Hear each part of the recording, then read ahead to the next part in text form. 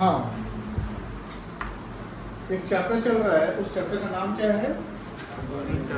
Accounting terminology. तो पहले एक लेक्चर यहाँ पर चला है, उसके बाद क्लास 2-3 दिन बंद थे, एंड देन सेकेंड लेक्चर आज होने वाला है। तो कुछ नए बच्चे हैं, उनको होप से दिक्कत नहीं होगा, तो हम समझा देते हैं। इसमें कोई डेबिट क्रेडिट नहीं समझना है, बेसिक समझना है। जैसे हर चीज़ के टर्म्स होते हैं, समझते होंगे आप। टर्म्स इन द सेंस कि किसी चीज़ का एक सिंबल साइन होता है जिससे हम उसको रिप्रेजेंट करते हैं, समझते हैं। उसी प्रकार अकाउंट्स में, जैसे कॉमर्स में अकाउंट्स पेपर है, तो अकाउंट्स में बहुत सारी अकाउंटिंग करना होता है। क्या करना होता है? अकाउंटिंग। अकाउंटिंग का मतलब हिसाब किताब रखना होता है। किसका रखना होता है? बिजनेसमैन का। जो बिजनेस प्रॉपर चलता है, यानी जो ऑर्गेनाइज बिजनेस है, sole trading, partnership, joint venture, HUF, वो सब बिजनेस का हमको प्रॉपर हिसाब किताब रखना है। आप जैसे अभी पढ़ रहे हो ना, अकाउंटिंग कॉमर्स लियो, समझ लो कि जैसे पहले की भाषा में मुनीम वाला काम होता है, मुनीम वाला, तो मुनीमगिरी काम करते हो। पहले मुनीमगिरी में ज़्यादातर लाला जी थे, जैसे लाला जी का, तो मुनीमगिरी का काम जो हम ऐसे बोलते हैं, लेकिन अब उसको प्रोफेशन में लाया गया है। अकाउंटेंट के प्रोफेशन में चार्टर्ड अकाउंटेंट आता है, कंपनी सेक्रेटरी आता है, कॉस्ट एंड मैनेजमेंट अकाउंटेंट आता है। क्योंकि आज के समय में जो हमारा जो सेक्टर है, जो सिनारी इकोनॉमी है, वो डेवलप कर रहा है। और जैसे जैसे इंडिया का इकोनॉमी डेवलप करेगा, जीडीपी बढ़ेगा, प्राइवेटाइजेशन होगा, इंडस्ट्री बैठेंगे, और इससे फाइनेंशियल एक्सपर्ट्स जो होने वाले होंगे, उनके जो रिक्वायरमेंट्स है कंपनी को, वो बढ़ जाएगा। अब कंपनी को अगर फाइनेंशियल एक्सपर्ट्स का रिक्वायरमेंट बढ़ेगा, तो फाइनेंशियल एक्सपर्ट्स कौन होगा? कोई अकाउंटेंट होगा, चार्टर्ड अकाउंटेंट होगा। इसलिए भविष्य में आप लोगों का कैरियर बड़ा होने वाला है। अभी भी हमारे से जो ओल्ड कॉन्सेप्ट या ओल्ड मेंटलिटी के लोग हैं, बोलते हैं कि कॉमर्स में क्या रखा है, साइंस और आर्ट्स में रखा है जनरली। क्योंकि पहले इंडस्ट्रियलाइजेशन ज़्यादा नहीं, इंडस्ट्री का कॉन्सेप्ट, इकोनॉमिक कॉन्सेप्ट नहीं हुआ करता था, इसलिए वहाँ पर जो कॉमर्स वाले स्ट्रीम के जो बच्चे होते थे, उनका कोई ज़्यादा रोल नहीं होता था। आज समय बदल गया है, आज हर जगह मनी इन्वॉल्व है। हर जगह क्या इन्वॉल्व है? मनी। कोई भी चीज़ में क्या इन्वॉल्व है? मनी। एंड जहाँ मनी इन्वॉल्व है, वहाँ रिस्क भी है। उस रिस्क को कंट्रोल करने के लिए हमको प्रॉपर मनी मैनेजमेंट करना पड़ेगा। सरकार की भी निगाहें होती है, सरकार को भी उससे टैक्स वगैरह चाहिए होता है, और इस सब चीज़ को हिसाब किताब रखने के लिए एक एक्सपर्ट की जरूरत पड़ती है, technical financial experts, technical accountant. क्या बोलते हैं उसको? अकाउंटेंट।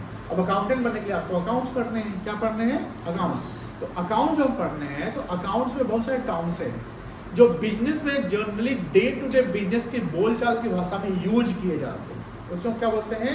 Accounting terminology, terms. क्या बोलते हैं? अकाउंटिंग टर्म्स या टर्मिनोलॉजी। ये थोड़ा सा ब्रीफ जल्दी जल्दी बताते हैं।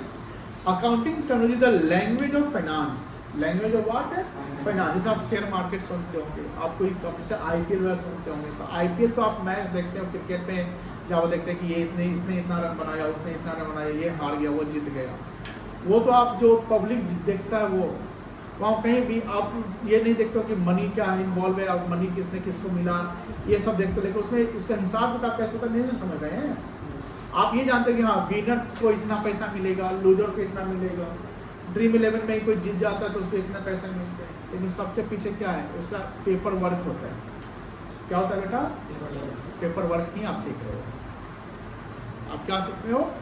Paper work. यानी ऑफिस से बैठे हुए हैं, मान लीजिए कि आप आईपीएल में कोई फ्रेंचाइजी से, मान लो कि मुंबई इंडियंस से आपको रिलायंस कंपनी ने हायर किया एज चार्टर्ड अकाउंटेंट। अब मुंबई इंडियंस का कितना वैल्यू है, वो उसका मार्केट वैल्यू क्या है जानते हैं? कितना करोड़ है? 50 करोड़। 50 क्या बात करते हैं, ज़्यादा ही होगा। तो 400 करोड़ होगा, 500 करोड़ होगा। हाँ, देखिए Mumbai Indians market cap 809 crore. ये 2019 की बात है, अभी 25 चल रहा है ना, 6 साल में तो 1500 करोड़ हो गया होगा। आईपीएल का पूरा ब्रांड वैल्यू 12 बिलियन। मतलब आईपीएल जितने फ्रेंचाइजी होते हैं ना, 12 बिलियन समझते हैं कितना होता है? 12 8 96 एंड 12 5 1 लाख करोड़ से ऊपर है। और ये वर्ल्ड का सेकेंड सबसे महंगा फ्रेंचाइजी है। ये सुनते होंगे आप लोग। अब जहाँ $12 बिलियन इन्वॉल्व है, वहाँ एक फ्रेंचाइजी मतलब MI होगा, वहाँ पर के बहुत सारी टीम है, तो वो टीम के जो मालिक है उसका बुक का मेंटेन करने के लिए, पेपर मेंटेन के लिए कोई एक्सपर्ट को रखेंगे ना, वही एक्सपर्ट आप बनने जा रहे हैं। उसकी शुरुआत आपकी 11th से होती है। कहाँ शुरुआत होती है? मतलब you are in nursery, you are in the class 1 of the commerce, ये कह सकते हैं। तो यह आप अपना ड्रीम भी बहुत बड़ा रखिएगा। फाइनेंशियल एक्सपर्ट बनने के लिए आपको बहुत सारे सिनारियो, बहुत सारे आपके ये मिलेंगे, मतलब ये क्या बोलते हैं, रास्ते मिलेंगे। उस वहाँ तक पहुँचने के लिए आपको बड़ा काम करना पड़ेगा। शुरुआत यहाँ से करते हैं। तो accounting terms is what? Language of finance है। और accounting where we use the different terms of accounting in our day to day of business life. Day to day business life का मतलब व्यापार में जनरली यूज करते हैं, social life में हम इसको यूज करने नहीं करते हैं। Accounting terms like assets, equity, capital, liability, revenue, expenses, profits and losses etcetera are used. जैसे बिजनेस में लॉस हो सकता है, बोलो हाँ है ना, प्रॉफिट हो सकता है। बिजनेस का अपना प्रॉपर्टी संपत्ति हो, सिर्फ एसेट्स कहते हैं, जैसे कैश, बैंक, प्रॉपर्टी, मशीन वगैरह, लैंड, बिल्डिंग सब हो गया। बिजनेस अगर मान लो कोई चीज़ खरीदता है उधार वगैरह या बैंक से लोन लेता है तो उसकी लायबिलिटी बनती है। क्या बनती है? लायबिलिटी। प्रोप्राइटर अपना पैसा कुछ लगाया हुआ बिजनेस में तो उसको हम कैपिटल कहते हैं। क्या कहते हैं? Capital. These all are the accounting terms. These all are what? Accounting terms. उसमें हम लोग पहला सीखे थे जो लास्ट क्लास में, एसेट्स। एसेट्स को हम क्या बोलते हैं? प्रॉपर्टी या संपत्ति। यानी asset means the article thing जिसपे आपका ओनरशिप होता है, वो आपका एसेट्स है। आपके पास अपना बैग है तो आपका अपना है तो वो आपका एसेट्स हो गया। उनके पास अपना बैग है, उनका अपना है, उनका एसेट्स हो गया। मेरे पास अपना रिमोट है तो ये मेरा है तो मेरा एसेट्स हो गया। बट बात ये आ रही है कि ये जो रिमोट कंट्रोल या AC है या यहाँ जो iPad है या जो स्क्रीन है, ये सब कोचिंग का है। किसका है? कोचिंग के नाम से मैं खरीदा है। कोचिंग में चलाना है तो कोचिंग एक बिजनेस सेक्टर में आ जाएगा। किस में आएगा? बिजनेस सेक्टर में। तो ये बिजनेस का एसेट्स है, ये मेरा पर्सनल एसेट्स नहीं, बिजनेस का एसेट्स है तो मेरा है। बेचेंगे तो पैसा हमको ही मिलेगा, बट किसके नाम से बेटा? बिजनेस नाम से। लेकिन मान लो कि मेरे घर पे एक AC लगा, उसका रिमोट या उसका वो AC वो बिजनेस के नाम से, घर के नाम से, घर के नाम से। तो यहाँ पर जब एसेट्स की बातें करते हैं तो assets mean the property, article और थिंग्स है where it is owned by the business. Owned by मतलब, ओन्ड मतलब क्या होता है? ओन करना मतलब कि अपना हक जमाना, आपका मालिकाना हक, कोई दिक्कत नहीं है। उसको क्या बोलते हैं? एसेट्स। एसेट्स को प्रॉपर्टी या संपत्ति कहते हैं, कोई दिक्कत नहीं है। Meaning of assets, assets means the property, things और कमोडिटी और with the financial rights. Rights मतलब क्या होता है? अधिकार। कौन सा अधिकार? Financial rights. एक सोशल राइट्स भी होता है। सोशल राइट जैसे आपके घर में आपके पापा के आपके ऊपर सोशल राइट्स है, आपके बड़े भैया बड़ी दीदी का सोशल राइट्स, मम्मी का, दादाजी का सोशल राइट्स है। मतलब सोशल राइट्स का मतलब क्या हुआ? ये सपोज कि शाम को आप कहीं जाना चाहते हैं घूमने, आपका दोस्त आया कि चलो घूम के आते हैं, आप बोलते अरे भाई मम्मी डांटेगी, चलना भाई चलना, अरे भाई तो मम्मी से पूछ के आते हैं।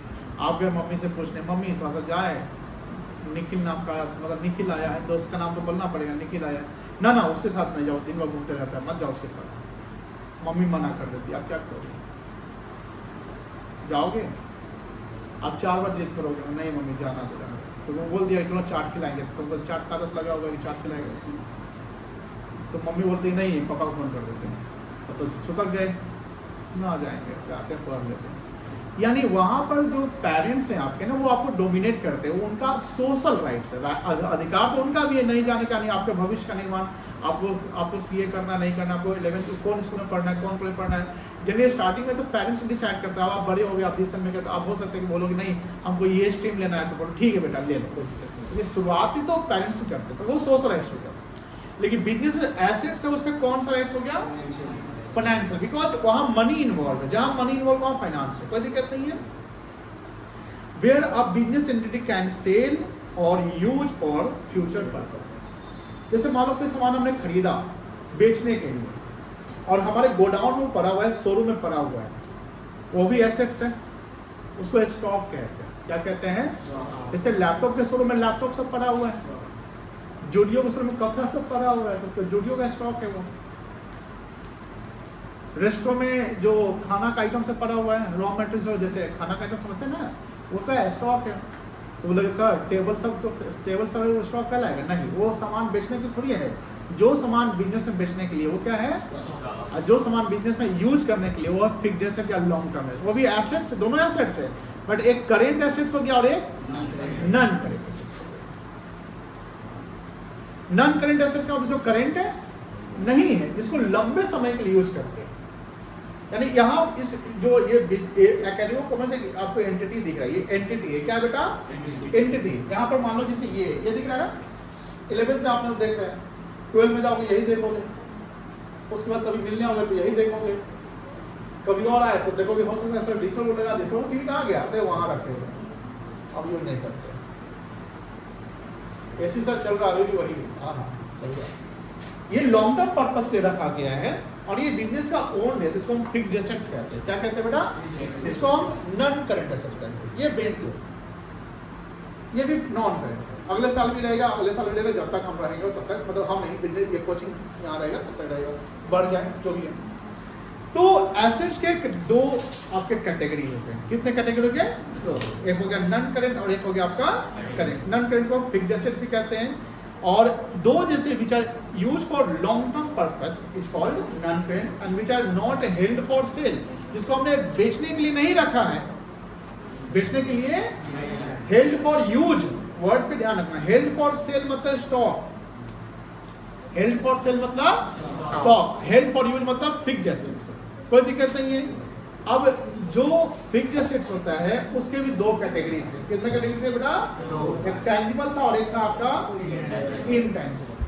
टैंजिबल मतलब दृश्य, दृश्य जिसको हम देख सकते हैं, जिसका फिजिकल एग्जिस्टेंस, जैसे ये इसका फिजिकल एग्जिस्टेंस है, ये टैंजिबल है। इसका फिजिकल एग्जिस्टेंस है, इसका फिजिकल एग्जिस्टेंस है, सबका फिजिकल है, ये टैंजिबल है। टैंजिबल, विजिबल, जैसे land and building, machineries, furniture, car, bike, truck etcetera. लेकिन कुछ ऐसे चीज होते हैं जो इनविजिबल होते हैं, लेकिन उसकी मनी वैल्यू रहती है। मनी वैल्यू का मतलब जैसे मनी, जैसे समटाइम देखते हो गांव में कोई ऐसा इंसान होता है, थोड़ा सा प्रसिद्ध या रेप्यूटेड पर्सन होता है, उसके नाम से ही कोई सामान जो खरीदने तो दे देता है। ऐसा सुने हैं कभी?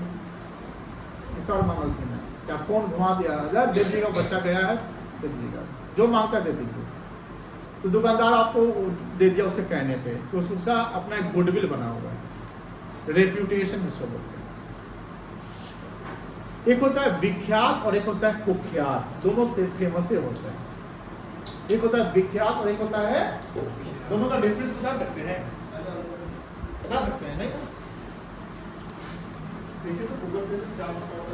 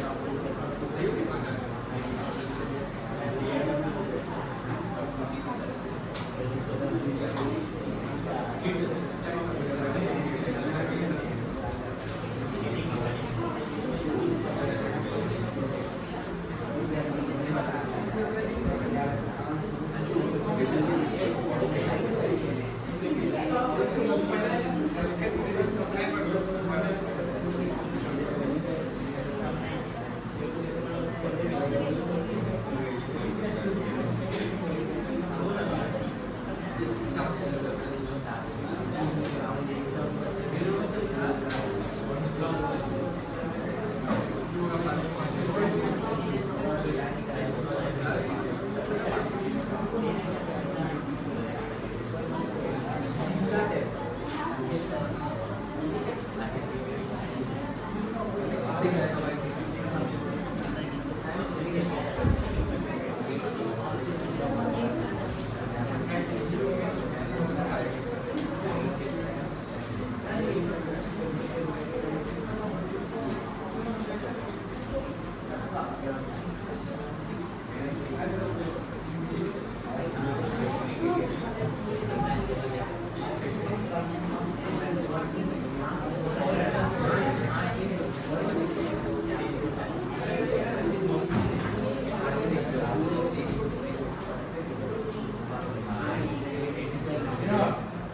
विख्यात का मतलब क्या है? बताओ। कुख्यात विख्यात में क्या अंतर है? दोनों फेमस ही होता है, बट दोनों का मीनिंग अलग होता है। कुख्यात मतलब जो पॉजिटिवली सॉरी उल्टा बोल दिया, कुख्यात मतलब जो निगेटिवली फेमस है, जैसे ओसामा बिन लादेन जो मर गया है ना, मार दिया गया। या अभी देखेंगे कि कुछ दिन पहले बिहार में एक कोई नक्सलवादी का हेड कमांडर था, उसको मारा बीएसएफ ने। तो कुख्यात होता है जो गलत तरीके से आप फेमस है, यानी आपका डर का माहौल है नहीं, जैसे कि नाम से नहीं देंगे तो बड़ा कुछ कर देगा, वो है कुख्यात। और विख्यात हो गया जो पॉजिटिवली फेमस है, मतलब अपने कर्मों से, अच्छे कर्म से, जैसे सचिन तेंदुलकर विख्यात है, दोनों फेमस है। तो अब देखो समाज में कुछ कुख्यात भी, देखो आप लोगों के कुख्यातों का तो गुडविल रहता है, वो अलग टाइप का है, उसका यहाँ पर छोड़ देते हैं। मार्केट में आप पॉजिटिव की बात करते हैं, अच्छे परफॉर्मेंस से आपका गुडविल बनता है, यानी कुछ ऐसा चीज़ जो आपका फिजिकल एग्जिस्टेंस तो नहीं है, बट आपका चीज़ वो इंडिविजुअल है, लेकिन उसके वैल्यू है, जैसे ब्रांड वैल्यू समझते हैं ना, जैसे नाइकी के जूता पर से नाइकी का लोगो हटा दीजिए और तब बच्चे नाइकी के नाम पे बिकेगा, या उतना प्राइस मिलेगा? नहीं मिलेगा। वो ब्रांड लोगो ट्रेडमार्क जो होता है उसी को बोलते हैं इनटैंजिबल एसेट्स। क्या बोलते हैं बेटा? ये सब नाम आप लोग को याद होगा ना, गुडविल हो गया, ब्रांड हो गया, नो हाउ हो गया, कॉपीराइट हो गया, ट्रेडमार्क, दे दो सब समझेंगे। Logo, software, AI for artificial intelligence technology apps, ये सारे इनटैंजिबल एसेट्स हैं। क्या है बेटा? और कुछ एसेट्स होते हैं जो day to day business operation में यूज होते हैं, वो चेंजेबल होते हैं। चेंज इन सेंस को बढ़ेगा भी और घट भी सकता है। जो लॉन्ग टर्म पर्पस के लिए नहीं होता है उसको बोलते हैं करंट एसेट्स। क्या बोलते हैं? जैसे इन्वेंट्री या स्टॉक, हमने बोला जो सामान हमने रखा है बेचने के लिए, जो सामान हमने रखा है किस पर्पस के लिए? बेचने के लिए, वो क्या कहलाता है? स्टॉक या इन्वेंट्री। फिर डेटर्स मतलब the person who buys goods on credit.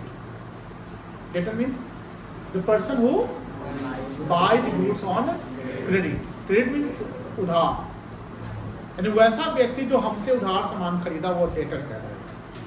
Suppose you buy goods from me on credit and you will be called the debtor because I have rights to receive money from you. Assets का मतलब क्या हुआ? जिससे हमको पैसा लेना है ना, तो मान लो कि उत्कर्ष हमसे सामान खरीदा उधार 10,000 रुपए का, तो उत्कर्ष हम सामान पैसा मांगेंगे ना 10,000, तो उत्कर्ष इज व्हाट? एसेट्स। और एसेट में उत्कर्ष को क्या बोलेंगे हम? और इसको स्टॉक नहीं बोलेंगे, उत्कर्ष जुड़े stock no, Utkarsh what? Utkarsh is the debtor में जो बी है साइलेंट होगा, डेब्टर नहीं पड़ेगा। जनरली 11th का चैप्टर में ज्यादा डेब्टर करते रहते हैं। डेटर क्या पढ़ेंगे? डेटर, ठीक है। और एक होता है इसे आगे मिलेगा DEBT, इसको डेट नहीं पढ़ते, उसको डेट पढ़ते। खजूर वाला डेट नहीं पढ़ा। चलिए अब यहाँ पर नॉन करेंट का मीनिंग क्या था? नॉन करेंट एसेट्स, और इसी को हम क्या बोलते हैं बेटा? Fixed assets means the property which are held, ये हेल्ड और ये लैंग्वेज याद रखिएगा, ये held for what? Long term by the proprietor and which can not be sell on day to day of business operation. जिसको हम day to day business में sell नहीं कर सकते, जिसको हमने यूज करने रखा है। और आप लोग जैसे पढ़ाई में जैसे 2-3 कलर का पेन आप लोग जरूर कैरी करिएगा, एंड हाइलाइटर भी कैरी करिएगा, इसको हाईलाइट करते रहिएगा पॉइंट। जैसे हमने कर दिया, आपके नोट्स जो है वो 11th के एंड होते होते आपके एसेट्स होने जाते हैं, सब ये बताया होंगे आपको, वो आपके 1 साल के मेहनत उसमें छिपे हुए हैं। आपके मेहनत, आपके पैसे, आपके हर चीज़, तो उसको आप लोग एकदम बहुत अच्छे से संभाल कर रखिएगा। जैसे आप अपने कोई चीज़ को बहुत ही प्यार से रखते हैं ना, वो तो नहीं होता है जिसमें किसी जैसे जहाँ इमोशन छुपा वहाँ पैसे की हम अहमियत को कम रख देते, नहीं होता है। तो अपने कॉपी को इमोशन के साथ रखिएगा, दिल के पास रखिएगा। जहाँ दिल और दिमाग लग जाएगा वो चीज़ आपके लिए आसान और बहुत मजा आएगा पढ़ने में, आपको बोर फिर नहीं कराएगा। और आपका नोटबुक क्या होगा? आपका नोटबुक। नोटबुक आपके लिए एसेट्स होगा। चलिए नेक्स्ट आपका fixed assets, sorry fixed asset gives the future economic benefit. अच्छा ये देखो, ये जो लैंग्वेज लिखा हुआ है कि फिक्स्ड एसेट हमें इकोनॉमिक बेनिफिट्स भी देता है, आप इससे एग्री करेंगे कि नहीं करेंगे? एग्री करते हैं फिक्स्ड एसेट्स क्या हमको इकोनॉमिक बेनिफिट देता है? क्या फिक्स्ड एसेट्स इकोनॉमिक बेनिफिट्स देता है, फ्यूचर इकोनॉमिक बेनिफिट्स? कोई ऐसा चीज समझ लो, ये हमारा फिक्स्ड एसेट्स है ना, बोलो हाँ या ना? क्या हमको इकोनॉमिक बेनिफिट दे रहा है? हाँ फ्यूचर तो चल ही रहा है ना, मतलब कि देगा, फ्यूचर में दे रहा है ना, एकदम दे रहा है। हमारा काम आसान कर दिया ना। अब यहाँ पर पढ़ाते तो क्या करते, नहीं तो पहले क्या करते, पढ़ाते थे कि उसमें से कोई बचा है बट वो आ जाओ चलो मिटाओ सर, अब से मिटवाइए ना सर, हम नहीं मिटाएंगे, वो हो जाता था। और उसमें दूसरी बात कि जो ये मार्कर है, उसको मार्कर है, अब इसमें क्या है, इंक सो गया, खत्म हो गया, अब इंक खत्म हो गया, जाओ कर 25 कलर ये वो इंक लेके आ जाओ, है कि नहीं? होता है ना, ऐसा होता था। अब 5 तो फर्स्ट खरीदने गया और उसको हमारा दोस्त मिल गया, क्या क्या सर का इंक खत्म हो गया, लेने आए हैं, ठीक है ना, 10 मिनट कर गया, फिर आया पसना सब बड़ा कर दिया, सॉरी इंक खोलिए, भर दिया, वो पेन लगा पेन उसको करना पड़ता है, फिर भर दी, अब लिखिए, फिर लिखा लिया, फिर लिखा, तो ये टाइम कंज्यूमिंग प्रोसेस हो गया ना। And time involves money, time is money, जानते हैं ना? आप अगर टाइम को सेव कर लिया तो आपने मनी को भी सेव कर लिया। जहां मान लो कि हम एक चैप्टर को हम इसमें हम 17 लेक्चर निकालते हैं, मेरे साथ पूरा एक्सपीरियंस है, यहाँ 20 लेक्चर लग जाता था, 20 लेक्चर लग जाता था। क्यों सर? अगर डिले हो रहा है तो हर टॉपिक डिले हो जाएगा, डिले होगा तो कहने के जिस टॉपिक को करना है उस टॉपिक से हो सकता है कि लिखा जाए। दूसरा चीज की बच्चा जब यहाँ लिखता था तो हैंडलिंग कभी कभी ना कोई वर्ड पे दिक्कत होता था, सर वो क्या लिखे हैं समझ में नहीं आ रहा, यहाँ पर थोड़ा क्लियरिटी आती है। स्टूडेंट को फायदा क्या है, आपको यहाँ पर सॉफ्ट कॉपी भी मिल जाता है, तो कह सकते हैं। और इससे क्या होता है, रिटेंशन पावर बढ़ता है। रिटेंशन पावर मतलब स्टूडेंट्स बढ़ते हैं, एक कंफर्ट जोन होता है, and that gives the economic benefits. हम कोई प्रॉपर्टी यूज करते हैं हाँ, लेकिन जब आप घर पे टीवी आप यूज करते हैं, घर पे आपके कार है, घर पे आपका बंगला बिल्डिंग फर्नीचर है, वो आपका डेप्रिसिएटिंग है, मतलब वो आपको इकोनॉमिक बेनिफिट्स नहीं दे रहा, वो तो आप यूज कर रहे हैं ना, वो आपको कंफर्ट दे रहा है। क्या दे रहा है? कंफर्ट जोन में रख रहा है। बात समझ रहे ना? चलो, तो जो एसेट्स हमारा होता है वो हमें फ्यूचर इकोनॉमिक बेनिफिट्स भी देता है। जैसे मशीनरी हो गया, फर्नीचर, अब जैसे कस्टमर आते हैं, आप देखते होंगे तो फर्नीचर सब प्रॉपर रहता है, सब कुछ तो कहने के कंफर्ट जोन में रहते हैं ना सब कुछ, तो वो से कस्टमर क्या आता है, अगेन एंड अगेन आते रहते हैं। चलिए, एंड करेंट एसेट्स क्या है? Current asset means the property which can be convertible into cash. ये लाइन याद रखिएगा, convertible into cash with in. अच्छा यहाँ विद लिखा हुआ था, विद इन लगा लीजिएगा, IN लगा लीजिएगा, यहाँ पर विद इन लगाइए, within 1 accounting year and which are related with the day to day business operations. ये एक लेक्चर है, इस को क्लासों में हम नहीं डाले हैं, जो बच्चे नए हैं क्लासों में ले लीजिएगा और इसको नोट डाउन कर लेना है। ये आपके कितने पेज में गए हैं? 3 पेज में। आप लोग जो नए हैं उसको 3 पेज छोड़कर आप लोग लिखेंगे, ठीक है ना? चलिए,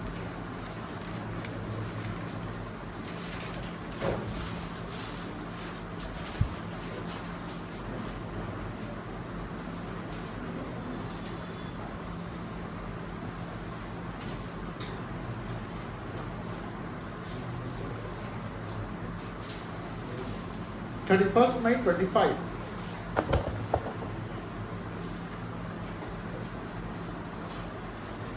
एक कॉन्सेप्ट लेंगे tangible.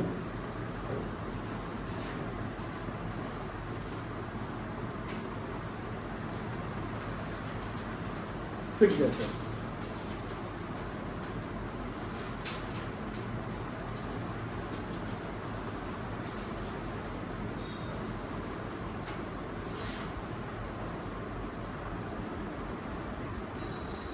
Tangible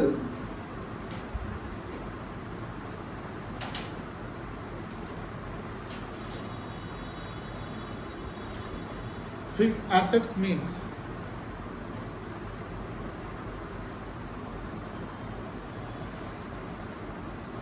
the property whose physical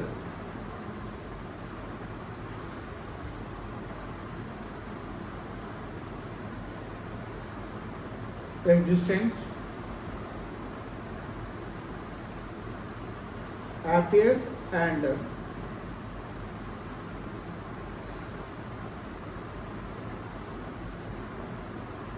which can be seen, touched,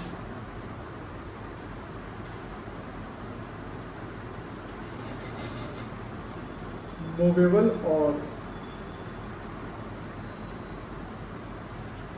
immovable.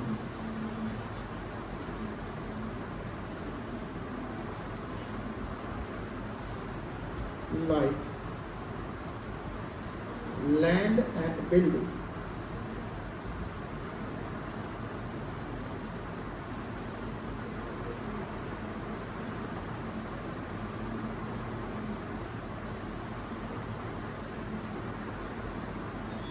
Plant and machinery.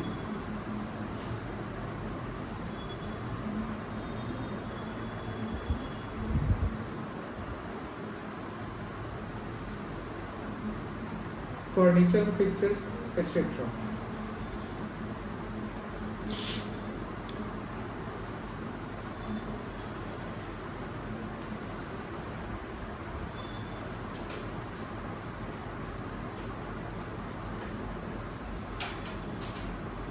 Okay.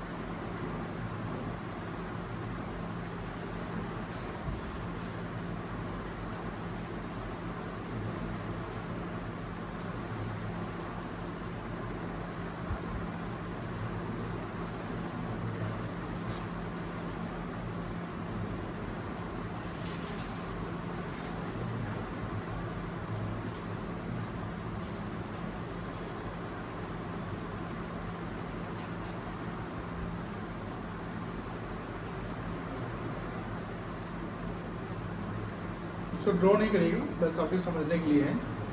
These are what tangible. Tangible में क्या कीवर्ड याद रखना है? Physical existence and can be seen, touch और movable and immovable, like land and building, machinery, plant, furniture and fixtures. कोई दिक्कत नहीं है. अब लिख लीजिए intangible fixed assets.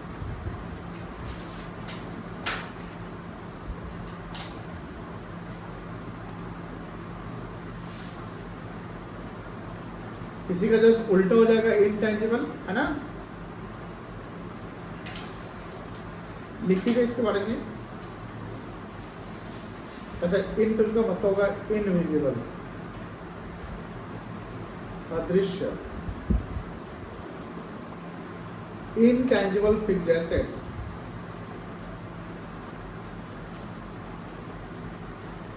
means the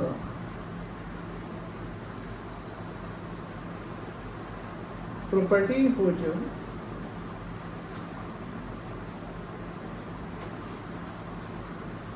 physical existence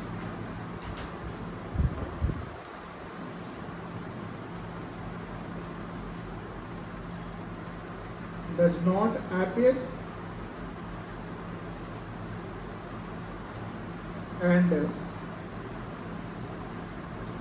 which cannot be seen or touched. Only monetary value exists.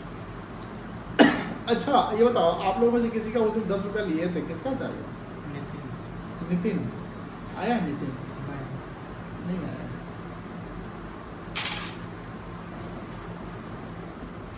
छोड़ गया। यहाँ पर इनटेंजिबल क्या लिखेंगे, क्या याद रखेगा? फिजिकल एग्जिस्टेंस का नहीं होता है और ओनली क्या एग्जिस्ट करता है? Money value. कोई दिक्कत नहीं है। नाम बता सकते हैं आप लोग? नाम याद है? पुराने बच्चे बताओ, बताइए। तो क्या साफ बताइए, इनटेंजिबल फिजिक्स का नाम बताइए। अभी बताए थे इनटेंजिबल फिजिक्स का कुछ नाम बताइए।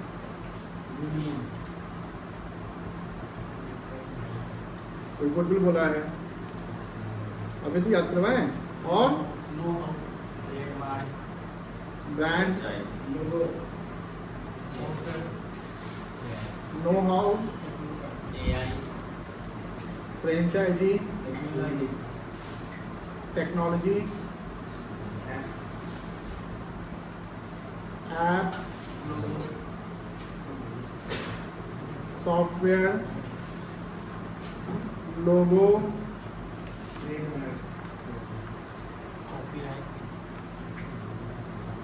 कितना लिखा होगा? ऐसे क्या कर दे? ये सब हमारा क्या है? इनटेंजिबल। बताओ, टेंजिबल और इनटेंजिबल क्लैरिटी आ गई? बोलो हाँ या ना? फिक्सेशन क्लियर हो गया? कोई दिक्कत नहीं है। फिक्सेशन क्या हो गया? चलिए, ये लिख लिए? आप लिख लिए बेटा?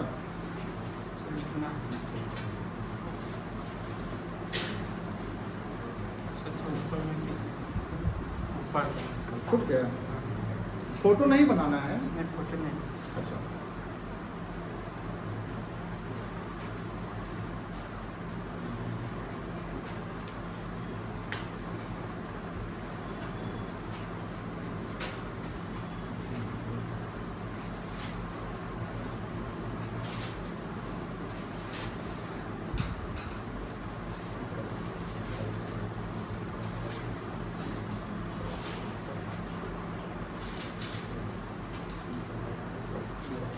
चलिए आगे। हो गया।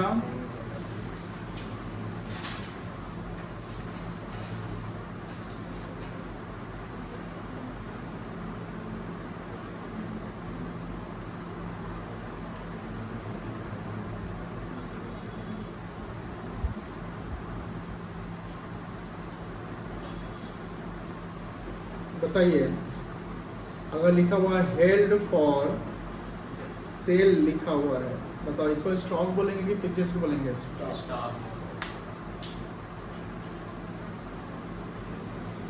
और अगर लिखा हुआ है हेल्ड फॉर यूज तो क्या बोलेंगे इसको? कोई दिक्कत नहीं है। जिसको आपने यूज करने रखा हुआ आपके लिए फिक्स्ड एसेट्स हो गया। कोई दिक्कत नहीं है। आप देखो ध्यान से, लैपटॉप हेल्ड फॉर सेल क्या है? वही लैपटॉप अगर हेल्ड फॉर यूज है तो क्या है? कोई दिक्कत नहीं है। दूसरा, फर्नीचर का शोरूम है। फर्नीचर का क्या है? तो उसमें जो हमारा फर्नीचर है वो क्या कहलाएगा? Stock keeping assets. स्टॉक कहलाएगा, गुड्स कहलाएगा। कोई दिक्कत नहीं है। बोलो हाँ ना? ठीक है। लेकिन फर्नीचर के शोरूम में मान लो लैपटॉप रखा हुआ है, ये क्या कहलाएगा? स्टॉक की एसेट्स, फिक्स्ड एसेट्स। ये फिक्स्ड एसेट कहलाएगा, क्योंकि लैपटॉप के शोरूम में, सॉरी, फर्नीचर के शोरूम में लैपटॉप का क्या काम होगा, एंट्री करने के लिए होगा ना, तो फर्नीचर के शोरूम से लैपटॉप तो नहीं बिक सकता है ना, इसलिए लैपटॉप जो है फर्नीचर शोरूम में क्या हमारा फिक्स्ड एसेट्स कहलाएगा, कोई दिक्कत नहीं है। वही अगर सर लैपटॉप का शोरूम है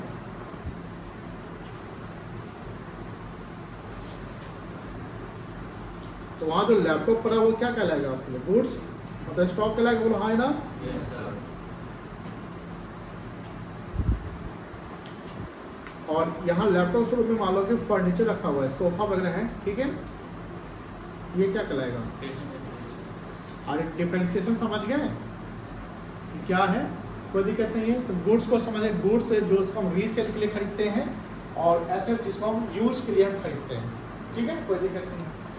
अब यहाँ पर कुछ कीवर्ड्स याद रखें, जैसे ध्यान रखना है, जैसे हम लोग अब इसको बारीक समझेंगे। लैंड एंड बिल्डिंग तो सबको समझ में आता है कि लैंड एंड बिल्डिंग क्या होता है, मशीनरी सबको समझ आता है मशीनरी क्या होता है, जो भी इलेक्ट्रॉनिकली चल रहा है ना उसको मशीन पे कैटेगरी डाल देंगे।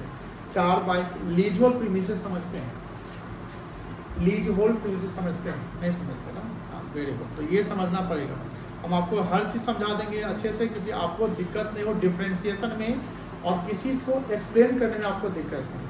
समटाइम क्या होता है, कुछ स्टूडेंट रट लेते हैं कि हाँ दी जा जैसे furniture, building, machine, legal premises बोलते हैं, हाँ लीगल प्रीमिसेस ऐसे बोलते बच्चा बोल दिया, लेकिन उसका मतलब नहीं समझ रहा है। You have to understand the meaning, वो लीगल प्रीमिसेस होता क्या है। अगर आप फाइनेंशियल एक्सपर्ट बनते हैं, अकाउंटेंट बनते हैं, वहाँ पर ऐसा सिचुएशन आ जाएगा तो आप अपने एमडी से नहीं पूछ जाओगे लीगल प्रीमिसेस क्या कहते हैं यार, वहाँ नहीं, वहाँ तो बताना पड़ेगा कि हाँ दिस इज द ऐसे which are categorise in the legal premises.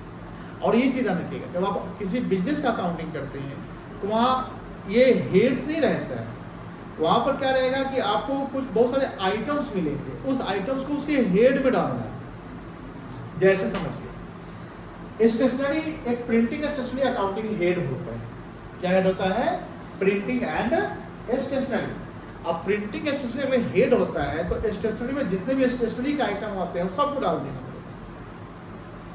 अब एक कार हेड हो गया, कार, एक कार में तो बहुत सारे कार होंगे मॉडल, तो कार का हेड बना दो। तो कहीं ना कहीं जब बात करते हैं मशीनरी की बात करते हैं तो ये भी मशीनरी है, ये भी मशीन है, कंपनी में तो बहुत सारे हजारों टाइप के मशीन होंगे ना, तो सबका एक कॉमन हेड क्या बनेगा, मशीनरी। कॉमन हेड क्या बनेगा, मशीनरी। एक कंपनी, उसमें 25 डिपार्टमेंट है, 25 ऑफिस है, हर ऑफिस में मान लो कि उसका सोफा, चेयर, कुर्सी, टेबल होगा ना, तो चेयर, कुर्सी, टेबल किसका हेड में डाल देंगे, फर्नीचर। ये नहीं ये टेबल पर वो सोफा, बेड, ये नहीं, वो हेड बनेगा, प्रॉपर हेड बनेगा, उसको हम कैटेगराइज करते हैं। तो ये समझना पड़ेगा, इससे बिल्डिंग और लीज और प्रीमिसेस में क्या अंतर है वो समझ लीजिए आप, या लैंड एंड बिल्डिंग में समझिए। जैसे याद होगा लेक्चर 1 में हम लोग पढ़े थे, जहाँ पर उत्कर्ष अपना बिजनेस शुरू किया था, उत्कर्ष ने शुरू किया था, धनीराम बिजनेस शुरू किया था। धनीराम कितना बिजनेस पैसा लगाया था, 1 करोड़ लगाया था। अच्छा, पिछला जो था उसका उत्कर्ष था, इसमें धनीराम जो 1 करोड़ लगाया तो सीधा फट से वो बिल्डिंग खरीद लिया 35 में। मान लो अपार्टमेंट है, उसमें एक फ्लैट खरीद लिया,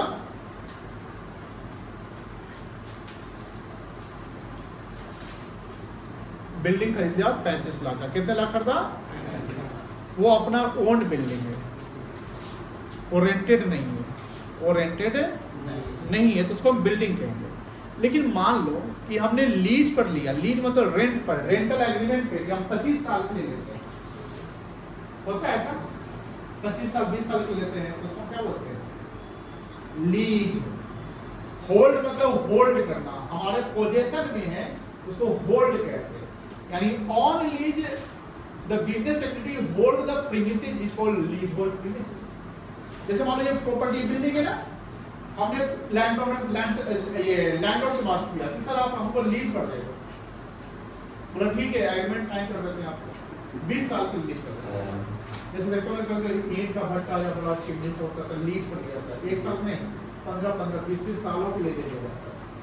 तो हमने इनसे 20 साल के लिए लिया, तो 20 साल तक मेरे कंट्रोल पोजीशन में रहेगा, पोजीशन मतलब मेरे अधिकार में रहेगा। यहाँ पर जो मुझे अधिकार मिला वो किसी का, राइट टू यूज का अधिकार मिला। किसी का अधिकार मिला, right to use, not right to sell. मेरा है तो हम सेल करेंगे, तो मेरा ही नहीं ना, तो 20 साल के इसके मालिक बने हुए हैं, तो 20 साल तक हम यूज करेंगे तो उसको क्या बोलेंगे, lease hold premises. Premises what, भवन को बोलते हैं प्रीमिसेस। और सर लैंड रहता तो लीज होल्ड लैंड बोल सकते हैं, premises the lease hold premises. और अगर आप बिल्डिंग को खरीद लिए, फ्लैट को खरीद लिए, तो फिर लीज होल्ड में नहीं आएगा, सीधे बिल्डिंग में आएगा, कोई दिक्कत नहीं है, समझ गए, क्लियर है।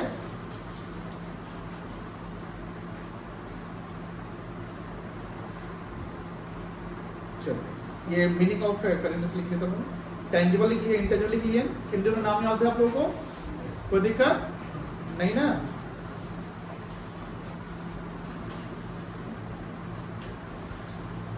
चलिए गुडविल जानते हैं, गुडविल बता दिए हैं, ब्रांड समझ गए हैं, नो हाउ जानते हैं, नो हाउ क्या होता है, नो हाउ नहीं जानते हैं। यू हैव 3 minutes टू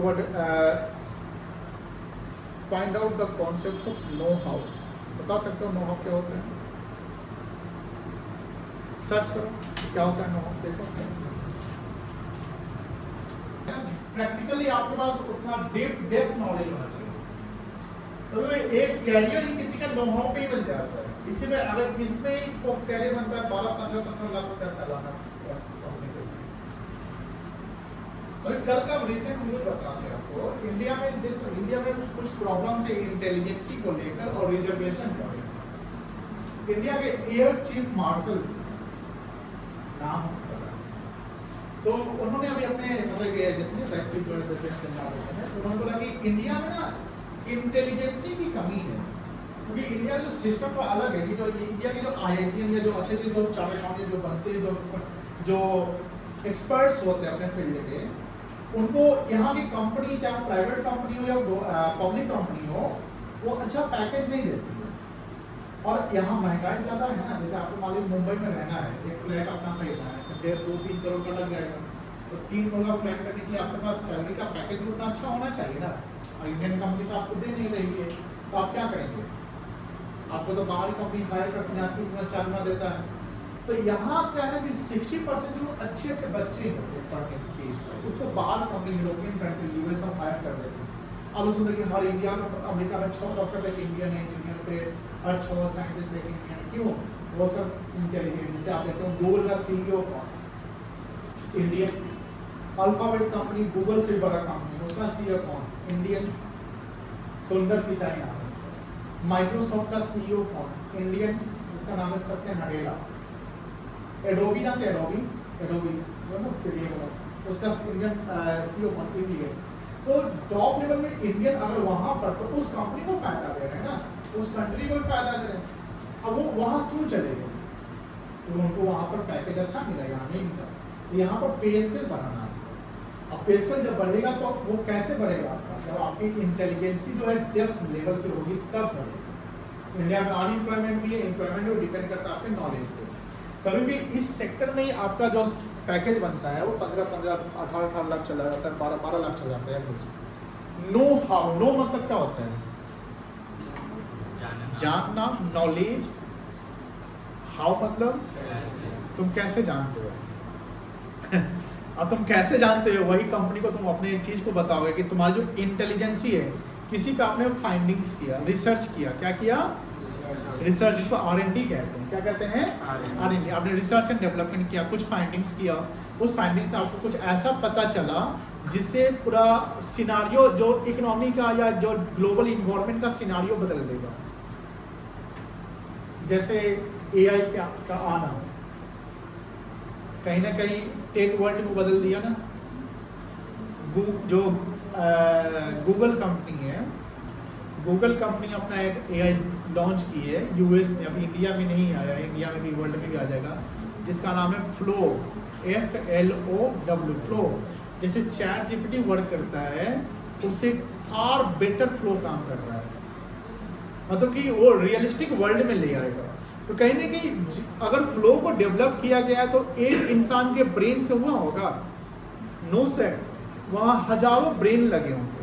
तो जो आप ब्रेन लगा रहे हैं इंडिविजुअल स्किल पे, जो आपने ब्रेन को डेवलप करके आपने नॉलेज ले लिया, लेकिन आपके पास तो इतने पैसे नहीं कि वर्ल्ड वाइड आप अपने बिजनेस को कर सकते हैं। यानी कोई प्रोडक्ट को बनाने का फॉर्मूला आपको पता है, लेकिन प्रोडक्ट बनाने के लिए आपके पास जो कैपिटल इन्वेस्टमेंट चाहिए वो ही नहीं है आपके पास। आपके पास क्या है, बुद्धि है, पैसा ही नहीं है। इस बुद्धि को क्या करोगे? बेच दो। बुद्धि को क्या करोगे?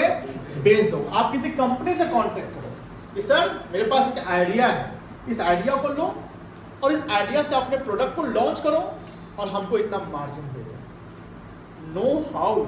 तो कंपनी जो आपको पैसे दे रही है आपके बुद्धि का दे रही है, आपके नॉलेज का, जो नॉलेज आप जो जानते हैं वो कैसे जान रहे हैं, तो आप हमको दे दो, हम उसका पैसा देंगे।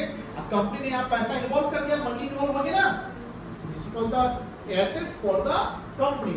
अब सिंपल सी बात है कि रिलायंस को आपने अगर बुद्धि बेच दिया तो बोलेगा सर हम ना उधर इन्फोसिस को भी दे देंगे, उधर टाटा को भी दे देंगे। नहीं, वो ऐसे नहीं होता है। आपने जब फॉर्मूला बोलोगे, फॉर्मूला तो सर मैंने इनको भी दे दिया, इनको भी दे, सबको दे सकते हैं ना? नहीं, ऐसा नहीं। आपका वहां पर एग्रीमेंट साइन होगा, वैसे नहीं होता है कोई का आप एग्रीमेंट साइन किया तो वो चीज आप उसी को दे सकते हो, किसी को, वो उस कंपनी का एसेट्स हो गया जिस कंपनी ने आपको पे किया है पैसे।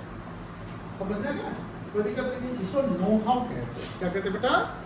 Know how. लिख लीजिए इसके बारे में। जो जो चीज हम लोग नहीं जान रहे, मतलब कि जो आप लोग नहीं जानते उसको थोड़ा सा लिख देंगे।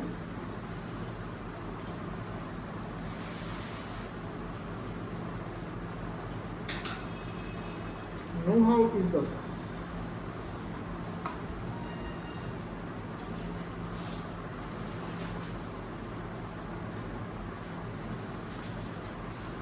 type of intangible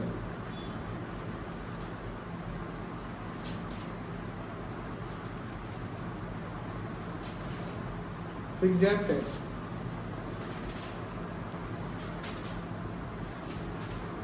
where organization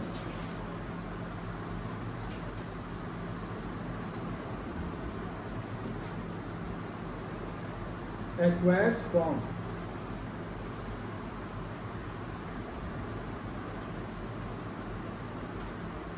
the person who have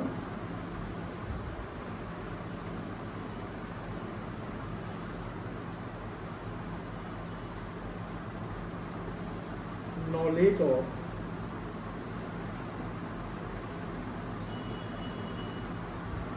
something.